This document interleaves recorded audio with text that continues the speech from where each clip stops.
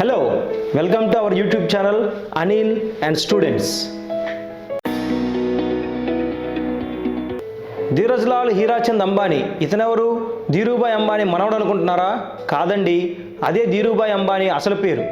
Dhirubhai Ambani 1986లో heart స్ట్రోక్కి గురైనప్పుడు మొట్టమొదటిసారిగా ముకేష్ అంబానీ మరియు అనిల్ అంబానీలు తన రిలయన్స్ కంపెనీని ముందుకు తీసుకెళ్లే బాధ్యతని తీసుకున్నారు.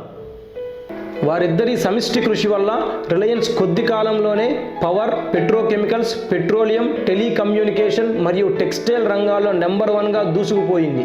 కానీ 2002లో ధీరుభాయ్ అంబానీ మరణంతో పరిస్థితి మొత్తం మారిపోయింది. ధీరుభాయ్ అంబానీ వీలునామా వ్రాయకపోవడంతో మొదలైన గొడవ కాస్త ధీరుభాయ్ అంబానీ భార్య చొరవతో ఆస్తి మరియు వ్యాపారాన్ని మొత్తాన్ని 2గా విడదీసే వరకు వెళ్ళింది.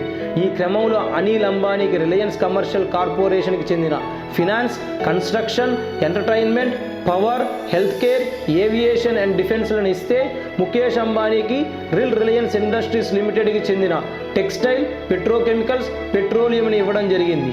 దీనికి కారణం Anil Ambani finance and energy రంగాల్లో గొప్ప నేర్పుని చూపించగలగడం మరియు ముకేష్ అంబానీ పెట్రోకెమికల్స్ మరియు టెక్స్టైల్ రంగాలలో రాణించగలగడం కారణాలుగా మనం చెప్పుకోవచ్చు.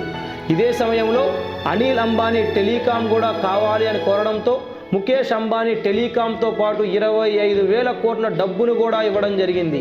2002 నుండి భారతదేశంలో టెలికాం ఇండస్ట్రీ ఎంత గొప్పగా ఎదిగిందో నేను మీకు కొత్తగా చెప్పవలసిన అవసరం లేదు మిత్రమా.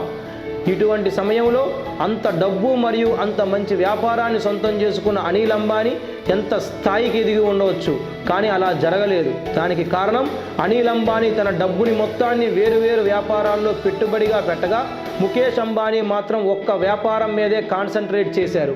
దీనికి కారణం ముకేష్ అంబానీ దూరదృష్టితో వ్యవహరించి కష్టపడితే అనిల్ అంబానీ మాత్రం అతి తక్కువ కాలంలో చాలా ఎక్కువ సంపాదించాలి అని అత్యాశపడడమే.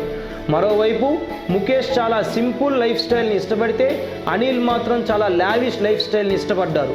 ఆ రోజున రిలయన్స్ కంపెనీస్ని విడదీసినప్పుడు అనిల్ అంబానీ తీసుకున్న కంపెనీలన్నీ బాగా లాభాలు ఆర్జించేవే. కానీ అనిల్ అంబానీ తన స్వీయ అపరాధాల వల్ల అతహపాతాళానికి పడిపోవలసి వచ్చింది. ఏ స్థాయికి పడిపోవలసి వచ్చిందంటే అనిల్ అంబానీ నికర విలువ ముకేష్ అంబానీ కొత్త ఇల్లు కంటే తక్కువ. దీన్ని బట్టి మనం అర్థం చేసుకోవచ్చు ఒక మనిషిని కష్టపడే తత్వం, దూరదృష్టి, ఆలోచన ఎంత మంచి స్థాయికి తీసుకువెళ్తుందో, మరో మనిషిని సుఖకాంక్ష మరియు అత్యాశ ఎంత ఘోరమైన స్థితికి నెట్టివేస్తుందో. Please do like, share, comment and subscribe. Thank you. Jai Hind.